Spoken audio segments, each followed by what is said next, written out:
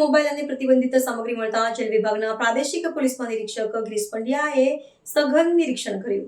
મોરબીની ઉપજેલમાં સુરક્ષા વ્યવસ્થાની સમીક્ષા કરવા માટે આજે જેલ વિભાગના પ્રાદેશિક પોલીસ મહાનિરીક્ષક ગિરીશ પંડ્યાએ ઓચિંતી મુલાકાત લીધી હતી। ઉચ્ચ પોલીસ અધિકારી અંદાજે 1.5 કલાક સુધી જેલના વિવિધ વિભાગોનું ઝીણવટભર્યું નિરીક્ષણ કર્યું હતું અને ત્યારબાદ જેલના કચેરીઓ કર્મચારીઓ સાથે મહત્વપૂર્ણ બેઠક યોજી હતી। આ મુલાકાત દરમિયાન મોરબી જિલ્લા પોલીસ વડા મુકેશ પટેલ સહિતના ઉચ્ચ પોલીસ અધિકારીઓ પણ ઉપસ્થિત રહ્યા હતા અને સુરક્ષા વ્યવસ્થા અંગે વિસ્તૃત ચર્ચાઓ કરવામાં આવી હતી। રાજકોટ જેલ વિભાગના વડાની આ મુલાકાત પાછળ તાજેતરમાં જેલ પરિસરમાંથી મળતી આવેલી પ્રતિબંધિત સામગ્રી મુખ્ય કારણ હોવાનું મનાઈ રહ્યું છે। થોડા દિવસો પૂર્વે જ જેલમાંથી 2 કીપેડ મોબાઈલ ફોન મળી આવ્યા હતા, જ્યારે અન્ય એક ઘટનામાં જેલની દિવાલ બહારથી અજાણ્યા શખ્સો દ્વારા ફેંકવામાં આવેલા પોટલામાંથી મોબાઈલ ફોન, બીડી અને તમાકુ જેવો નશીલો પદાર્થ પણ મળી આવ્યો હતો।